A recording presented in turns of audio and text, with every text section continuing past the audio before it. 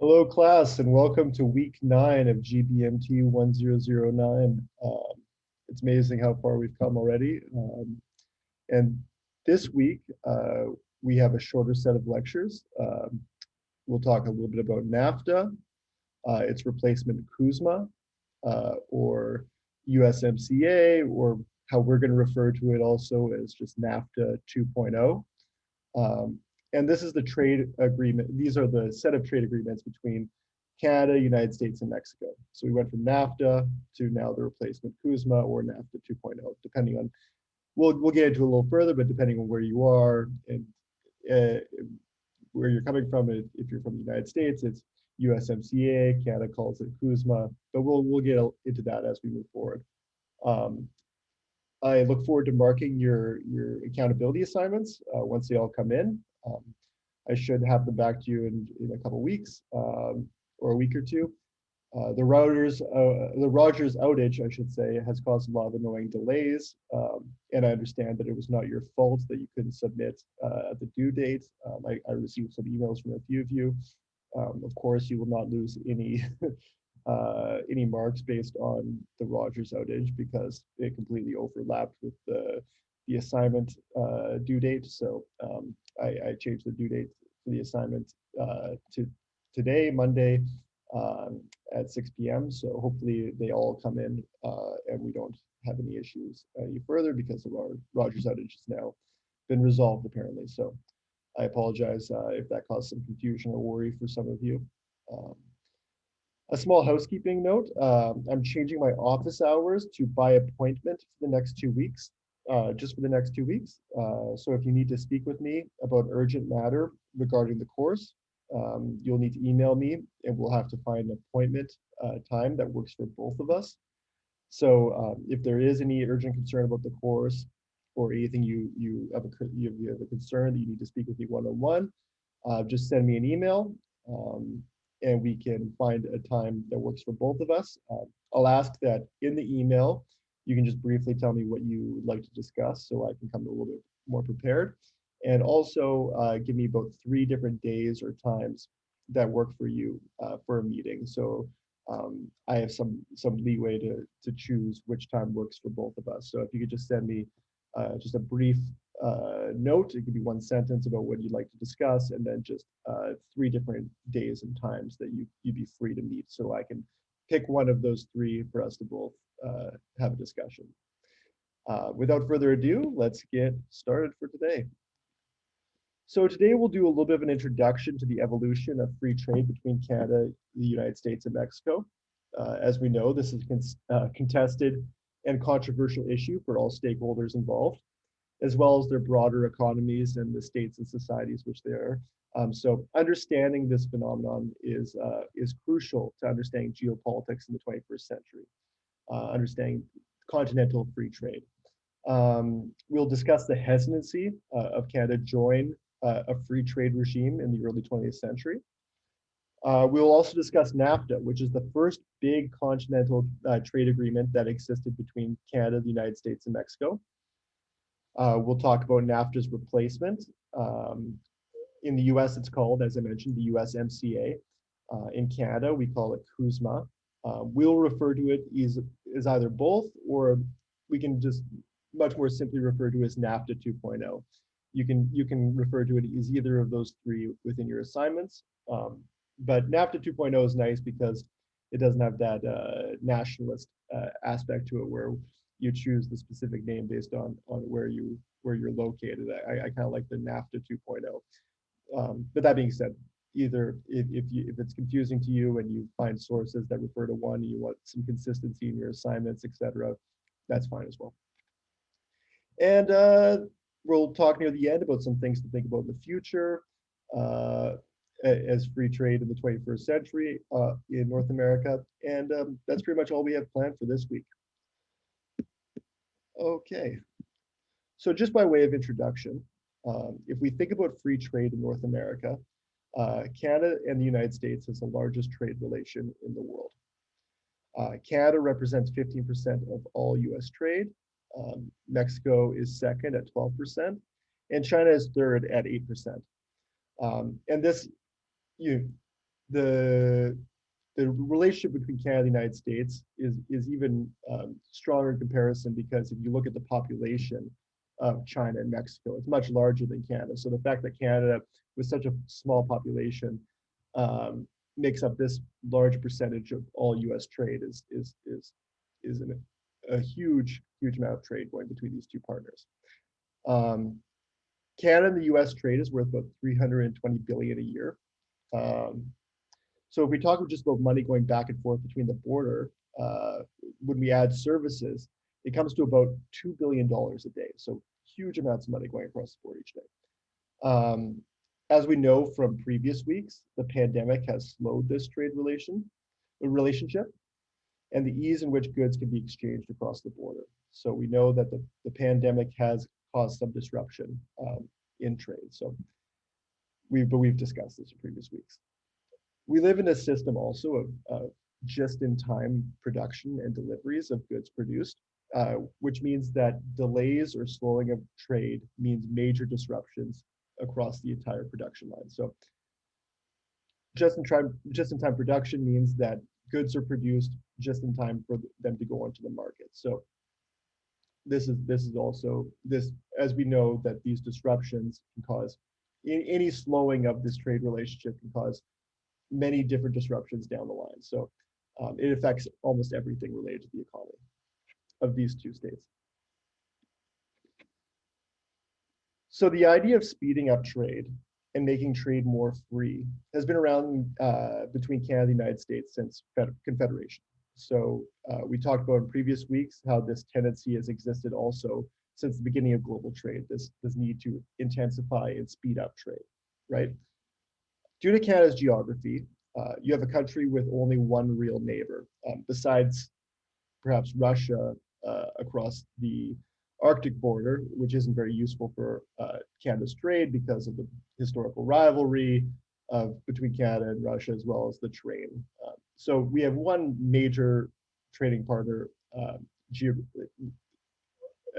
across our border, and that's the United States. Canada's major metropolitan centers are only a couple hours from major cities in the United States. This makes it very easy to trade across our border, and much more easy than it is to even trade across Canada as a country, right? Because Ontario to BC, for example, there's a vast landmass between Ontario and British Columbia. However, most of its major cities, like BC and Ontario, or major cities in BC and Ontario, Vancouver and Toronto, are quite close to the border with the United States, making the trade between these two partners much easier, right?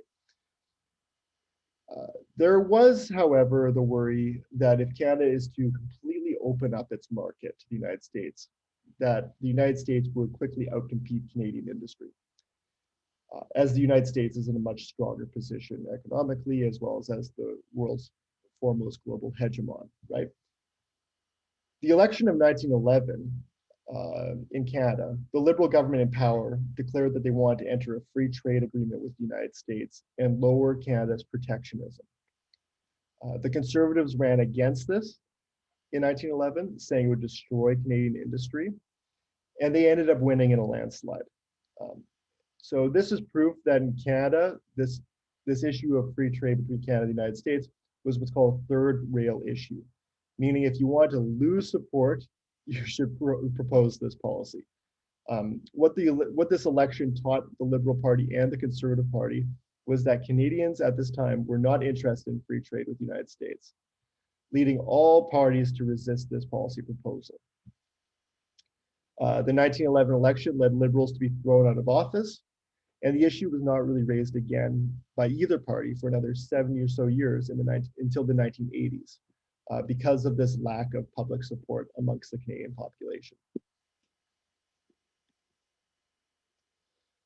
The period of the 1980s, there was a paradigm shift in public policy making, in economic ideology, in economic theory.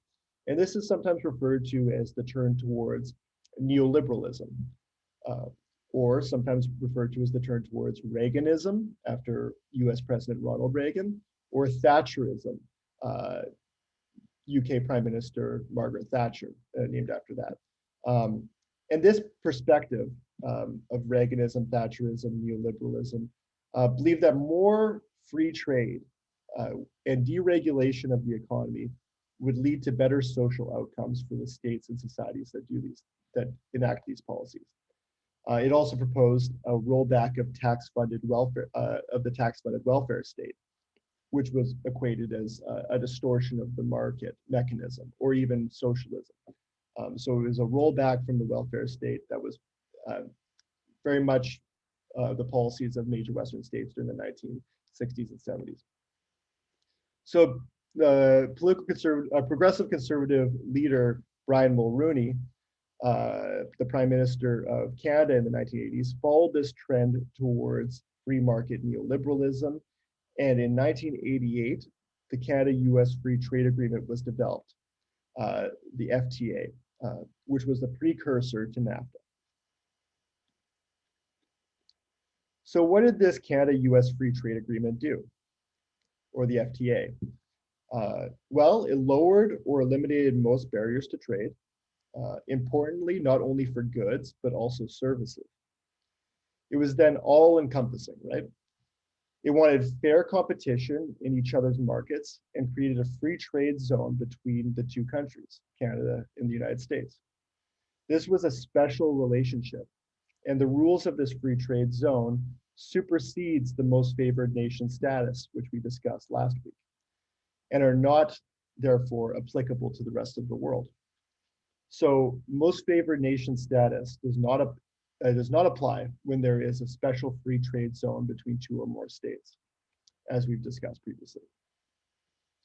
So the Canada-US Free Trade Agreement also had a dispute resolution mechanism with lawyers, analysts, and bureaucrats sitting on a panel on each side to monitor this relationship and make sure that there's no artificial barriers to trade within this free trade zone. So building on the success of NAFTA, building on the success of the US FTA, allowing the US unfettered access to the Canadian market, the US sought a similar agreement with its neighbor to the south, Mexico, since it worked so well between Canada and the United States. The negotiations for the US-Mexico Free Trade Agreement mirrored that of the US-Canada agreement. And Canada was infuriated by this because they believed that they would lose the competitive advantage that they had just won due to this new US-Mexico agreement. The US first said, too bad. Canada looked and saw that Canada had a higher wage and standard of living than Mexico.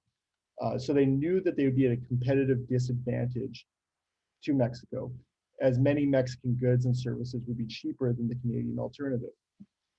Canada realized it could not stop these negotiations between US and Mexico, but rather sought inclusion within the agreement for a more continental agreement, rather than two independent agreements on the same continent.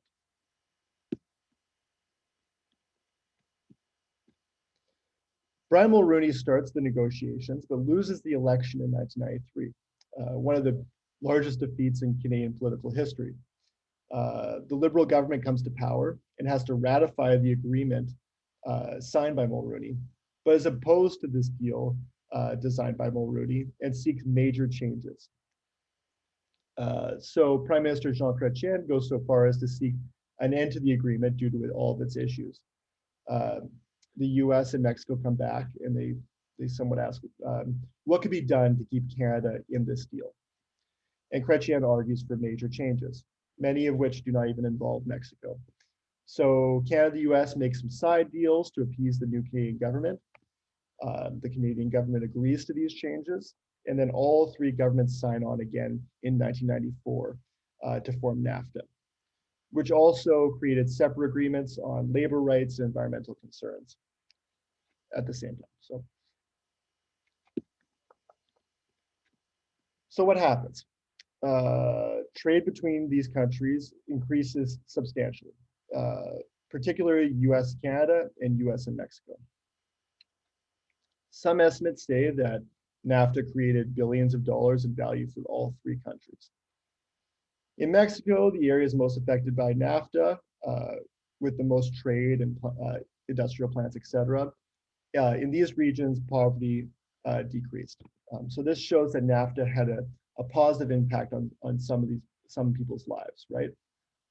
As mentioned in the video this week, though, even in Mexico, many resisted these agreements, namely the Zapatistas in the Chiapas regions of Mexico, for reasons of its implications on indigenous rights, labor, the environment, etc. So even though it had this, even in Mexico, where you see um, this decrease in poverty in some areas, there was still some resistance in other areas of Mexico. That being said, many sectors in the US and Canada also suffered greatly, specifically in manufacturing, which took a major blow with NAFTA. These sectors with strong labor protections, unions, regulations, high wages, they cannot compete with the high exploitation of labor in Mexico, where workers were often underpaid and precariously employed in comparison to Canada and the United States. The auto sector was one sector that was especially hit hard. So in Canada and northern United States, sometimes referred to as the Rust Belt, there was a massive amount of deindustrialization and a loss of jobs due to all the manufacturing moving to the global south and to Mexico. Much of this harm due to manufacturing would have happened. Much of the harm in the manufacturing sector would have happened anyways as a result of globalization. However, there's no doubt that NAFTA accelerated this tendency. Wages did not really increase outside the small pockets in Mexico. While profits increased, wages did not increase due to this trade agreement. Similarly, it did not slow immigration as it was intended to do. The idea was that many would choose to stay in Mexico rather than migrate to the United States now that there was a free trade zone and hypothetically more economic opportunities as a result. However, this did not happen. So we will stop there for this part. And when we come back, we will discuss the changes to NAFTA that came under Donald Trump and some of the backlash to NAFTA, and as well as maybe some things to think about in the future. So see you all in part two.